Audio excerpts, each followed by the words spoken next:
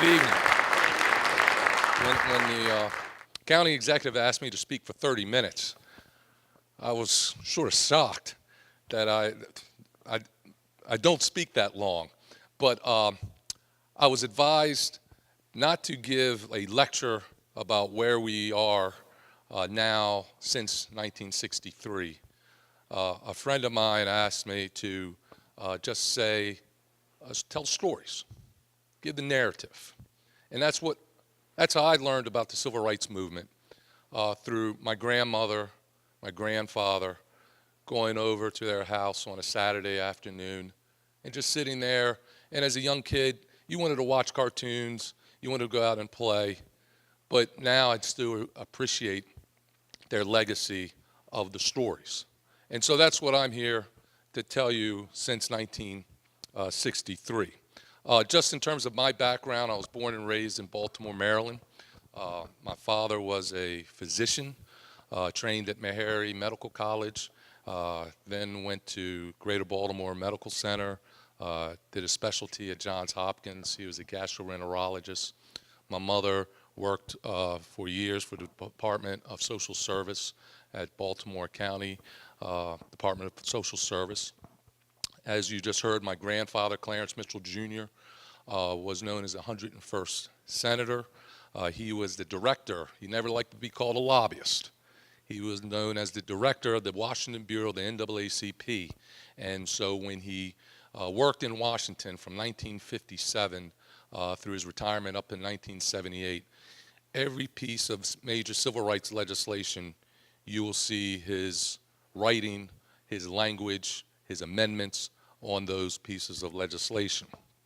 His wife, my grandmother, Juanita Mitchell, graduated from law school in 1950, finishing second in her class, raising 3 incorrigible boys.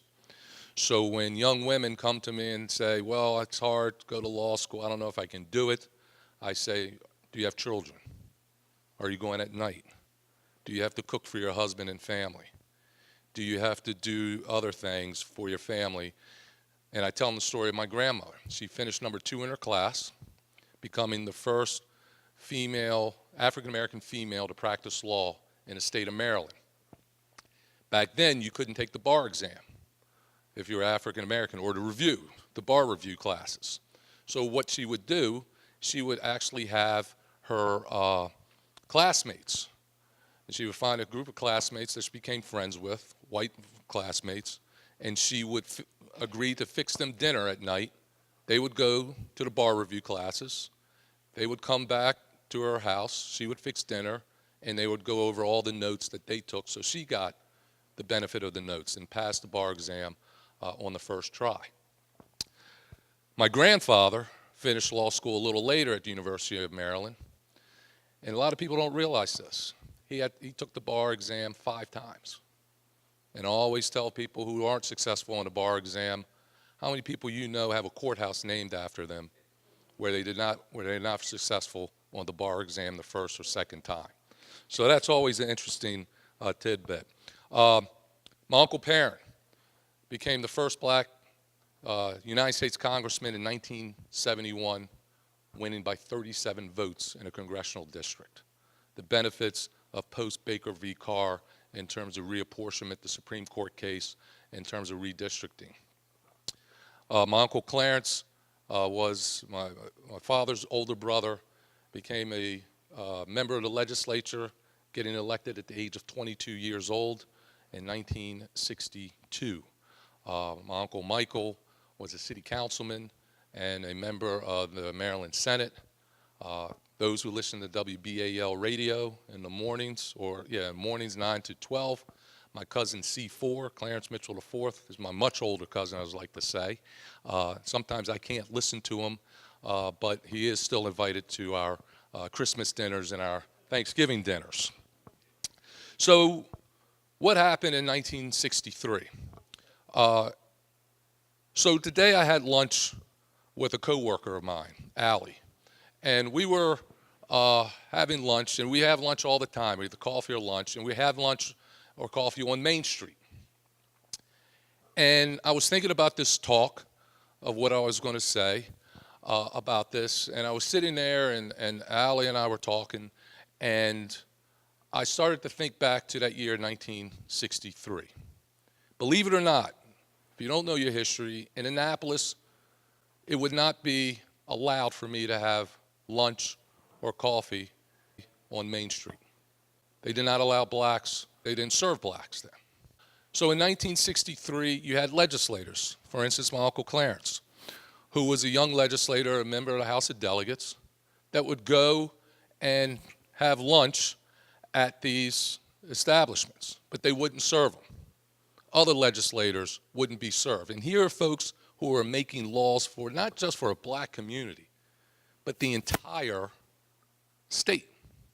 Yet, they couldn't eat at the certain restaurants because of the color of their skin. They couldn't stay. You had legislators from other parts of the city. There was no 97 back then. So you had to take Route 2 or Route 1. So you had African American legislators that couldn't stay in the hotels or the rooming houses. So they had to find other African Americans who would open up their doors for the 90-day session to help feed them and work with them. That was in 1963. One of the things, and I'm going to first start off and give you full warning, I'm going to tell a story, and it's going to have a racial epithet, which I'm sure you probably know what it is. But it gives you an appreciation of what it was like back then. So my Uncle Clarence was a member of the House of Delegates, 22 years old in 1963, and he put forth the Public Accommodations Bill for the state of Maryland. And he had to get votes. Couldn't just get black votes. You had to build coalitions. He believed in coalitions. So he would go around and he'd try to meet with his other colleagues in the House of Delegates to get this passed. And they would go out to lunch. Some of them would say, Clarence, come on over here, let's go to lunch. But he couldn't go in because blacks weren't able to be served there. So my Uncle Clarence, there's a restaurant right where, if you can imagine the State House, right near Lawyers Mall, just by the Department of Legislative Services office, there was a restaurant. I forget the name of the restaurant, but it had a Maryland flag in the front and a Confederate flag. And it was not, it prohibited blacks from coming in to eat. So the legislators would say, Clarence, let's go have lunch. And he would go in. And the owner would say, I'm sorry, sir, we do not serve. We won't serve you. And my uncle would get up and leave. Sometimes the delegates would bring him his lunch to him. He'd go again a week or two later. Owner would come up and say, sir, I don't care if you are who you are, we're not serving you.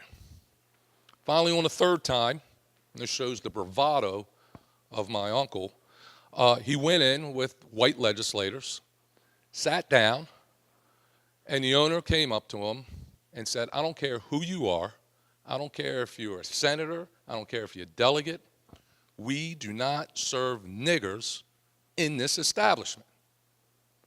And my uncle, without missing a beat, said, I understand that, sir. I do not eat niggers. I want a ham sandwich. So with that, the owner was disarmed, and he served my uncle, and they became friends. My uncle believed in coalitions, and that's what post-1963 was all about, coalitions. My Uncle Clarence got that bill passed. It had some amendments where it didn't apply to all of the jurisdictions in Maryland, just part of it, but he got the bill passed. And his philosophy was, and you got to imagine, he had to talk to representatives from the Eastern Shore who didn't want anything to do with civil rights.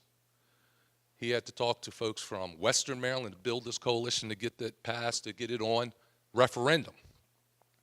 And what happened was, my uncle had this philosophy. Your enemy today is your vote tomorrow.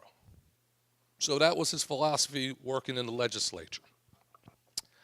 The other piece was he convinced legislators that this coalition that he was building, you had sit-ins going on.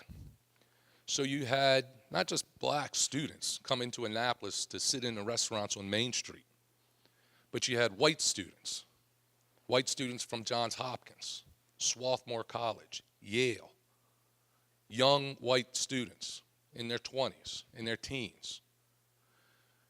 And they were getting locked up. They were getting locked up and arrested, sitting in jail cells, black and white.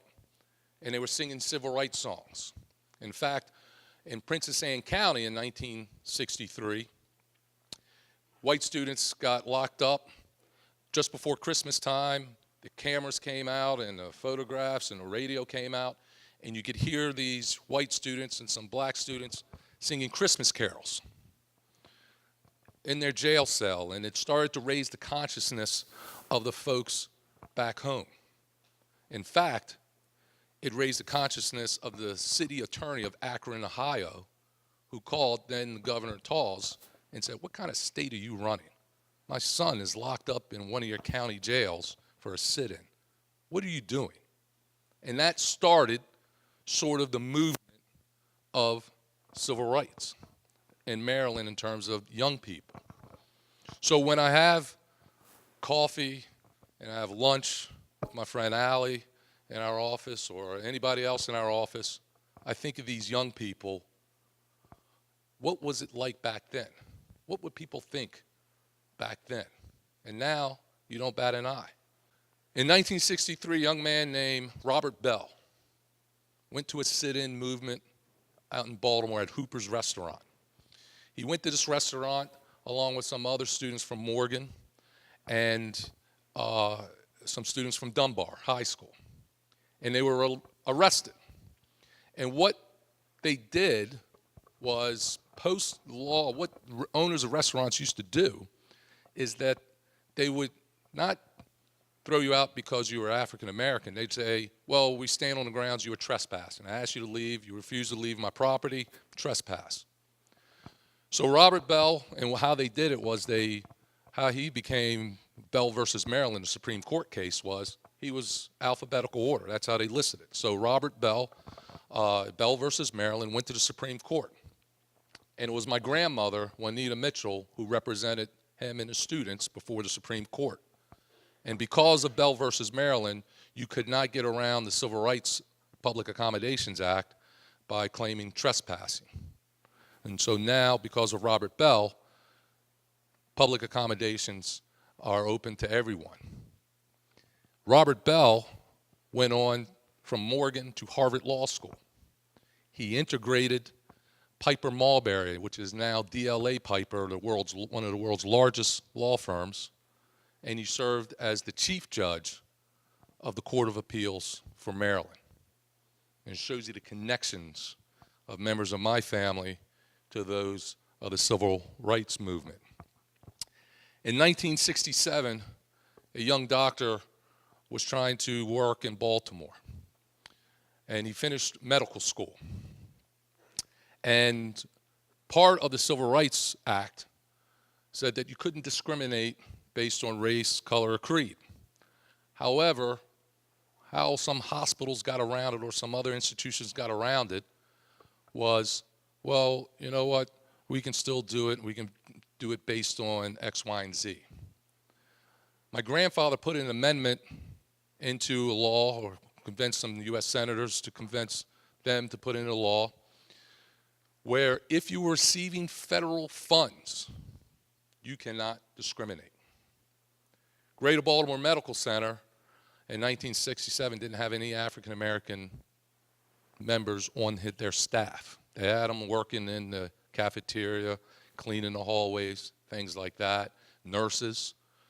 So this young doctor came in and became the first African American to serve on the staff of Greater Baltimore Medical Center, and 3 months later delivered his first son, Keiffer Mitchell Jr., my dad, in 1967. And I have the photograph of the staff taken outside of GBMC, and you see they had brown skin. They had folks from Pakistan, India, but no African Americans until you see this photograph in 1967 of my father being a resident at Greater Baltimore Medical Center.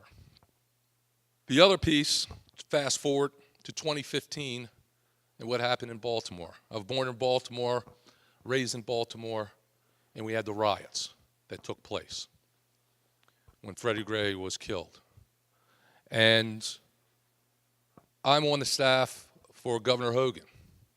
And we sat in a room of State House in his office, and we were watching the live feed of the protest on that Saturday. And I was pointing out all the places in Baltimore because I knew West Baltimore. And so as we were talking, the governor said, well, we're going to go up to Baltimore. And so we go up to Baltimore, and that entire week, I was joined by the hip with the governor. And this was completely different than 1968, even though folks wanted to try to compare it to 1968. 1968, I was 7 months old when Dr. King was assassinated. And my father would tell me stories about how when he was at the hospital, white surgeons would come in with literally rifles on their shoulders or gun holsters, thinking that they were going to get harmed or somebody was going to break into the hospital and steal the medicine and things like that. It was a very tense time. In fact, my mother back then, formula, or stores were all looted, couldn't get formula. So for 4 or 5 nights, I don't remember this, but as a 7-month-old, I was at the hospital with my dad in a nurse's lounge being fed, making sure that I had the nourishment. But in 2015, the first day, if you look at the photographs and video, you will see Governor Hogan coming to West Baltimore, walking into the neighborhood where Freddie Gray lived. And you will see folks coming out to say, thank you, Governor. Thank you for helping us try to restore order. Thank you for sending the National Guard. Thank you for being here. It was a visible presence that the governor had that entire week. Go back to 1968, Governor Agnew, who was the governor at the time, won his election based on the black vote. If you remember, those who remember in 1966, Mahoney, the Democrat candidate, built his campaign on your home is your castle. And that was code to African Americans or to whites that do all you can to protect your house. Black people are moving out to the city, you better watch out. So members of my family met with Agnew, a Republican, met with him, supported him, and Agnew wins the election. Considered an upset at that time. Agnew was the governor that helped shepherd the Fair Housing Bill in Maryland. Agnew was the first governor to have an integrated staff. A Dr. Gilbert Ware, a professor at Morgan, served on his staff. And so here I am in 2015, walking the streets with a Republican governor, and I'm thinking back to 1968, but it's different.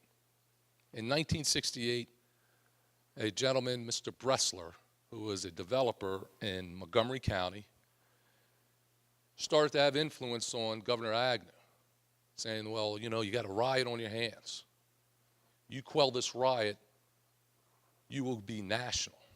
The Nixon folks like what they see in you. So Agnew, instead of walking the streets of Baltimore, came to Baltimore at State Center in the auditorium and summoned all the civil rights leaders. And he lectured them. There's video of it. He sat there and said, essentially, you people are the cause of these riots. Why aren't you going out telling them to stop looting? You need to do something. It's your fault. It's your fault for pacifying these agitators. And Bressler, this developer who became a very good fundraiser for Governor Agnew and the Nixon administration, made sure that the cameras were rolling. So it wasn't the civil rights workers, leaders, who were trying to get a word in edgewise. It was Agnew who was lecturing them. Nixon saw that video. Nixon's campaign folks saw that video and said, that's our running mate. He's going to be our running mate. He told those civil rights workers and leaders that it was their fault. That's what we need. Hence, Agnew became the vice president under Nixon because of that. A completely different time back then of civil rights workers. Politics and government leaders, business. So my Uncle Perrin wins the election in 1971 by 71 votes. 1977, I believe, or 78, during the Carter administration, there's a huge public works bill coming through Congress. My Uncle Perrin was always about not just education, that's great, but he wanted African Americans to own their businesses. He didn't want them just having small mom and pop stores. He wanted them to have the big businesses. He wanted to have the businesses of corporations. And so this public works bill, billions of dollars coming through Congress. My Uncle Perrin attached an amendment that said that all government contracts, at least 10%, had to be set aside for minority businesses. And now you have the law of minority set-aside programs because of my Uncle Perrin back in 1977 with a public works bill under President Jimmy Carter, a Democrat. That is moving forward, and now you have African Americans who are multi-millionaires and billionaires, not just here in Maryland, but throughout the country because of that program. And now women are beneficiaries of that program, and Hispanics and other minorities are part of that program. Last week, the governor met with 48 members of the Maryland Black Caucus. And preparing for the speech, thinking back, looking at that room in the governor's mansion, the 48 members of the Black Caucus, and I kept thinking back to my Uncle Clarence in 1962 of what that room would look like. Be a lot smaller than it was. But you have African American elected officials who are chairing committees, who are making policy for our state and for our country.